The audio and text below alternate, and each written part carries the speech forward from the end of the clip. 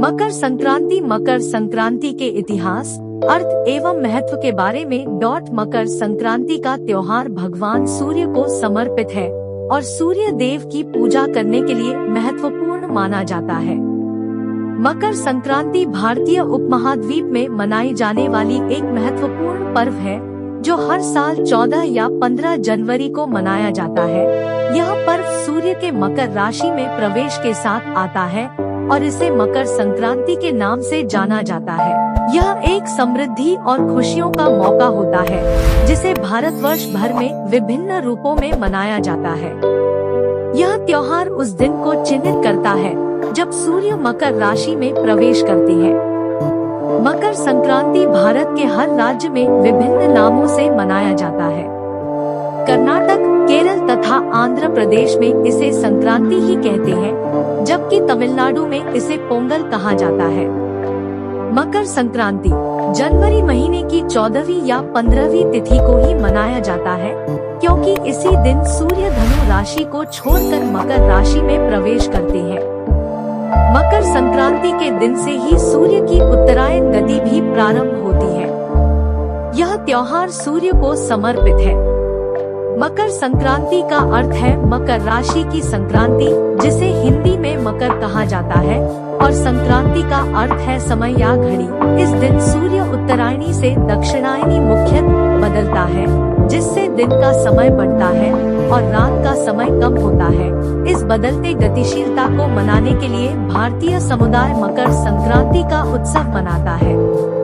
इस पर्व का मुख्य उद्देश्य सूर्य की पूजा करना है, जो हिंदू धर्म में देवता के रूप में माना जाता है। सूर्य को उसके ऊपर से होकर गुजरते हुए देखकर भगवान की पूजा करने का यह पर्व बहुत ही महत्वपूर्ण है। यह भी एक अद्वितीय पर्व है, जो विभिन्न नामों और रूपों में भारत के विभिन्न हिस्सों में मनाया जाता है, जैसे कि मकर संक्रांति, पोंगल, उत्तरायण, लोहड़ी, भोगाली बिहू आदि। इस पर्व की शुरुआत में सभी लोग स्नान करके सूर्य देव की पूजा करते हैं। इसके बाद मिठाइयों का एक विशेष प्रकार का नाश्ता किया जाता है और लोग एक दूसरे को मिठाई भेजकर खुशियां बांटते हैं। खेतों में फिरा जलते हुए कागज के पतंग और गुब्बारे, रंग बिरंगे कपड़े और आकाश में लाइट्स के साथ लोग इस खास मौके को धूमधाम से मनाते हैं। मकर संक्रांति का उत्सव भारतीय समृद्धि, एकता और सामरिक सहयोग का प्रतीक है। इसमें लोग एक दूसरे के साथ खुशियां बांटते हैं और एक दूसरे के साथ मिलजुल कर इसे बहुत ही खास तौर से बनाते हैं। यह एक ऐसा पर्व है जो भारतीय सांस्कृतिक एवं धार्मिक मूल्यों को मजबूती से दर्शाता है और लोगों को एक दूसरे के साथ गहरा रिश्ता बनाए रखने की शिक्षा देता है। इस दिन के उत्सव में भारत भर में विभिन्न रूपों में मनाए जाते हैं। उत्तर भारतीय राज्यों में लोग गुजिया, तिल गुड़, खीर और खिचड़ी बनाकर खाते हैं। दक्षिण भारत में पोंगल एक विशेष प्रकार का नाश्ता होता है, जिसमें चावल, जागरी, घी और मिश्रित धान्यों का उपयोग किया जाता है।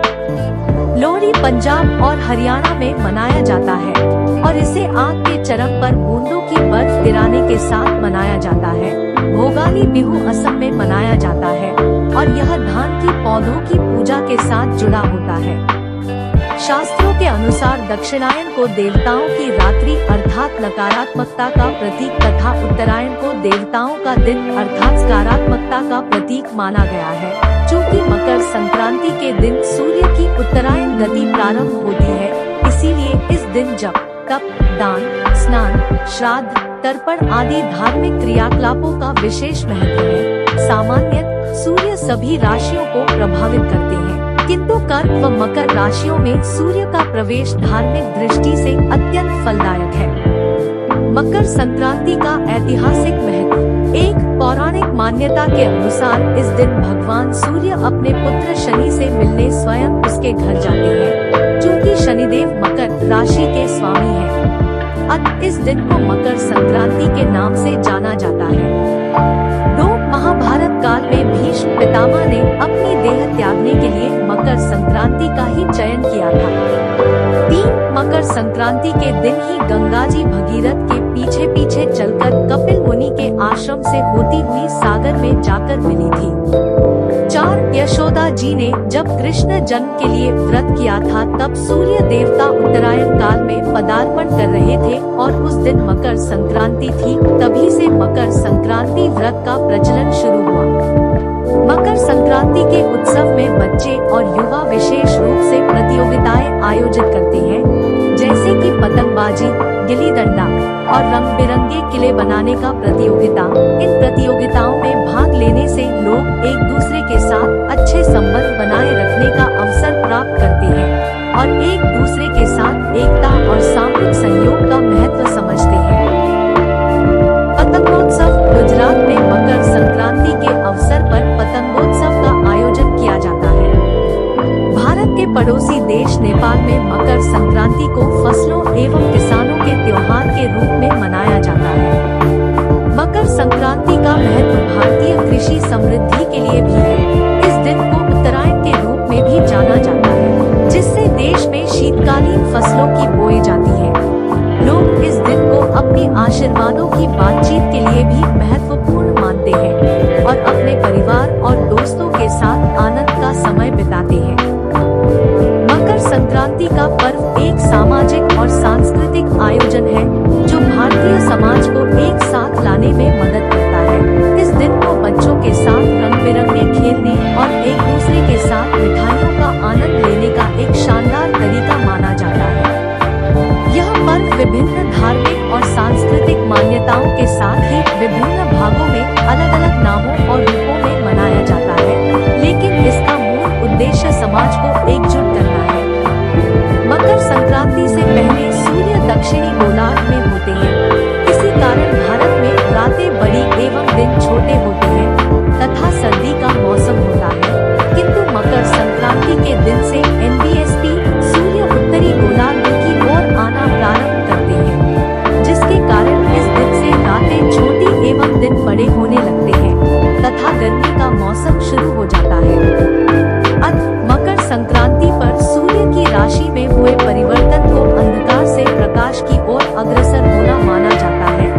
इसी कारणवश मकर संक्रांति के अवसर पर संपूर्ण भारतवर्ष में लोग विविध रूपों में सूर्य देव की उपासना, आराधना एवं पूजन कर उनके प्रति अपनी कृतज्ञता प्रकट करते हैं। भारतीय पंचांग पद्धति की समस्त तिथियां चंद्रमा की गति को आधार मानकर निर्धारित की जाती है, किंतु मकर संक्रांति को सूर्य की गति से निर्धारित किया जाता है। लोहड़ी हरियाणा और पंजाब में इसे लोहड़ी के रूप में एक दिन पूर्व 13 जनवरी को ही मनाया जाता है। इस दिन अग्निदेव की पूजा करते हुए तिल, गुड़, चावल और भुने हुए मक्के की आहुति दी जाती है। इसके साथ पारंपरिक मक्के की रोटी और सरसों के साग का आनंद भी उठाया जाता है। दान का पर्व या खिचड़ी उत्तर प्रदेश में यह मुख्य रूप से दान का पर्व है। इलाहाबाद में गंगा, यमुना व सरस्वती के संगम पर प्रत्येक वर्ष एक महीने तक लगने वाले माघ मेले की शुरुआत मकर संक्रांति के दिन से ही होती है। समूचे उत्तर प्रदेश में इस व्रत को खिचड़ी के नाम से भी जाना जाता है तथा इस दिन खिचड़ी खाने एवं खिचड़ी दान देने का अत्यधिक महत्व होता है। इस अवसर पर गोरखपुर के गोरखधाम स्थान पर खिचड़ी मेले का आयोजन होता है। बिहार में भी मकर संक्रांति को खिचड़ी नाम से जाता है। इस दिन उड़द, चावल, तिल, चिवड़ा, गौ, स्वर्ण, ऊनी वस्त्र, कंबल आदि दान करने का अपना महत्व है। महाराष्ट्र में इस दिन सभी विवाहित महिलाएं अपनी पहली संक्रांति पर कपास, तेल व नमक आदि चीजें अन्य सुहागिन महिलाओं को दान करती है। बंगाल में इस त्योहार पर स्नान के पश्चात तिल दान करने की प्रथा है। यहाँ गंगासागर में प्रति वर्ष विशाल मेला लगता है। राजस्थान में मकर संक्रांति के अवसर पर सुहागन महिलाएं सौभाग्य सूचक वस्तु का पूजन एवं संकल्प कर 14 ब्राह्मणों को दान देती है। पोंगल तमिलनाडु में मकर संक्रांति के अवसर पर पोंगल के रूप में 4 दिन तक चलने वाला त्योहार मनाया जाता है। माघ बिहू अथवा भोगाली बिहू असम में मकर संक्रांति को माघ बिहू अथवा भोगाली बिहू के नाम से मनाया जाता है। हर साल 14 जनवरी को धनु से मकर राशि व दक्षिणायन से उत्तरायण में सूर्य के प्रवेश के साथ यह पर्व संपूर्ण भारत सहित विदेशों में भी अलग अलग नामों से मनाया जाता है। पंजाब व व जम्मू कश्मीर में लोहड़ी के नाम से प्रचलित यह पर्व भगवान बाल कृष्ण के द्वारा लोहिता नामक राक्षसी के वध की खुशी में मनाया जाता है। इस दिन पंजाबी भाई जगह जगह अलाव जलाकर उसके चहुओर भांगड़ा नृत्य कर अपनी खुशी जाहिर करते हैं। वह 5 वस्तुएं तिल, गुड़, मक्का, मूंगफली व गजक से बने प्रसाद की अग्नि में आहुति प्रदान करते हैं। हमारी भारतीय संस्कृति में त्योहारों, मेलों, उत्सवों व पर्वों का महत्वपूर्ण स्थान है। भारत दुनिया का एकमात्र ऐसा देश है जहां हर दिन कोई न कोई त्योहार मनाया जाता है। यह कहें तो भी अतिशयोक्ति नहीं होगी, यहाँ दिन कम और त्योहार अधिक है। अर्थात यहाँ हर दिन होली और हर रात दिवाली है। दरअसल ये त्योहार और मेले ही है जो हमारे जीवन में नवीन ऊर्जा का संचार करने के साथ परस्पर प्रेम और भाईचारे को बढ़ाते हैं। मकर संक्रांति ऐसा ही तमसो मां ज्योतिर्मय का साक्षात प्रेरणा पुंज, अंधकार से उजास की ओर बढ़ने व अनेकता में एकता का संदेश देने वाला पर्व है। हर साल 14 जनवरी को धनु से मकर राशि व दक्षिणायन से उत्तरायण में सूर्य के प्रवेश के साथ यह पर्व संपूर्ण भारत सहित विदेशों में भी अलग अलग नामों से मनाया जाता है। पंजाब व जम्मू कश्मीर में लोहड़ी के नाम से प्रचलित यह पर्व भगवान बाल कृष्ण के द्वारा लोहिता नामक राक्षसी के वध की खुशी में मनाया जाता है।